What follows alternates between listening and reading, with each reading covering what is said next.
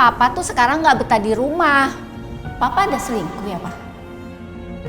Heh, jaga mulut kamu ya. Kalau kamu bilang sekali lagi, kamu ngomong sekali lagi, saya bunuh kamu, saya bunuh kamu.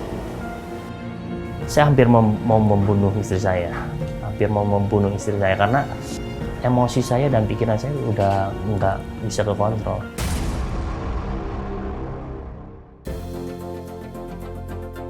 Ya bertemu dengan istri itu kita main bareng di suatu tempat dugem. Kemudian kita kenalan dan kemudian kita berjalan bareng 1,5 tahun berhubungan, kemudian kami memutuskan menikah. Dan setelah menikah, itu awal pernikahan tuh baik-baik saja gitu. Setelah beberapa bulan kemudian mulai terjadi perselisihan gitu, tidak sejalan gitu kan. Pak, aku mau keluar ya sama teman-teman. Memang kamu mau kemana? Sejak nikah sama Papa kan aku jarang ketemu teman-teman. Aku mau ketemu teman-teman lah, Pak. Gak bisa. Kenapa sih, Pak? Pokoknya gak bisa. Giliran Papa aja. Keluar seenaknya. Pulang 2 hari sehari.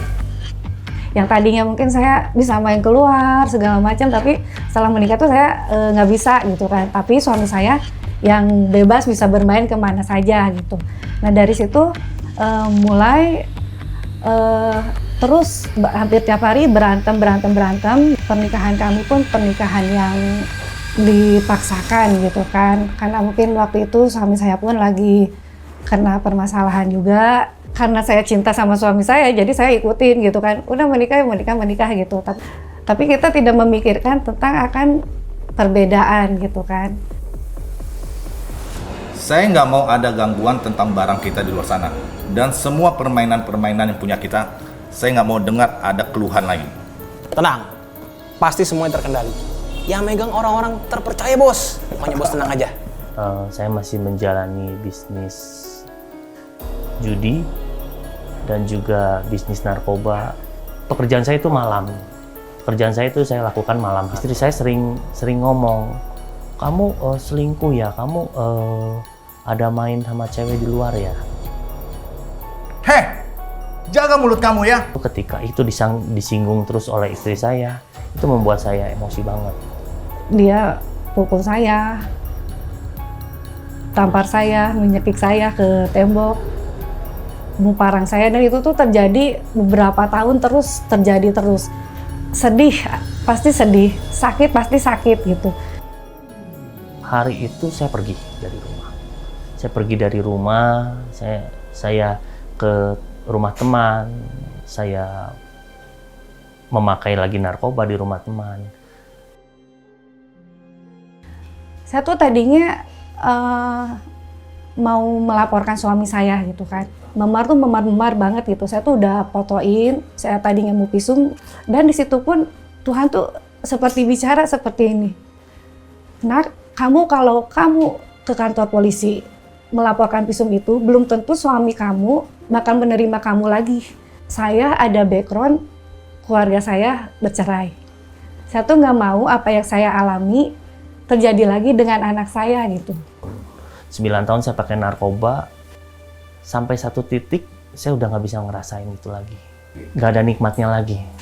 Saya jenuh dengan semua keadaan dan kehidupan saya sudah berapa kali ingin bunuh diri sebenarnya. Dulu ketika saya masih kecil, sering dibawa sama mama untuk ikut acara retreat gereja. Ketika waktu itu ada yang namanya Tuhan Yesus. Sejujurnya saya nggak kenal waktu itu sama Tuhan Yesus. Pernah dengar saja.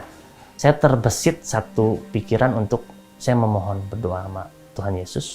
Kemudian saya doa dan itu tidak terjadi apa-apa sebenarnya. Tidak terjadi ketika saya berdoa dan memohon pengharapan itu sama Tuhan. Hari itu nggak terjadi apa-apa. 3 hari kemudian sebenarnya ada yang telepon ke saya. Nah ini beberapa bandar yang... Menurut info yang beredar, semua bandar-bandar itu mulai tertangkap, bos.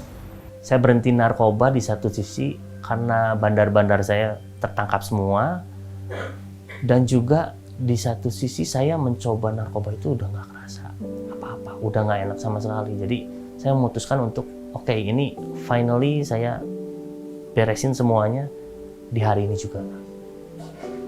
Dari situ saya memutuskan untuk oke, saya berhenti. Dari itu berhenti total langsung.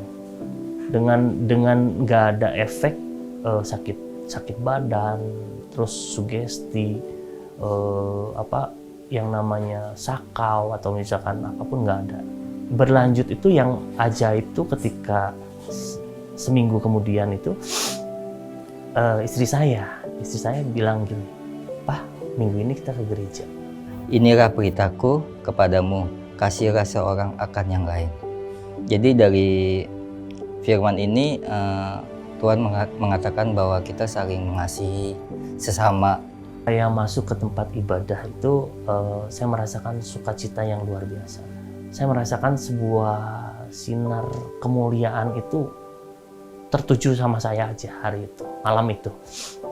Dan waktu itu ketika hadirat itu menguasai hidup saya, refresh semuanya, dan itu merestart semua kehidupan saya, membersihkan semua kehidupan saya.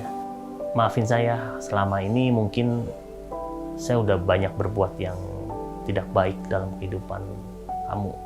Kita saling memaafkan, kita mulai lagi hidup yang baru. Ke istri juga waktu itu saya membasuh kakinya dia dan membasuh kakinya anak. Ini perubahannya tuh benar-benar yang berubah gitu. Tuhan tuh seperti membalikan tuh benar-benar 100 derajat tuh benar-benar gitu.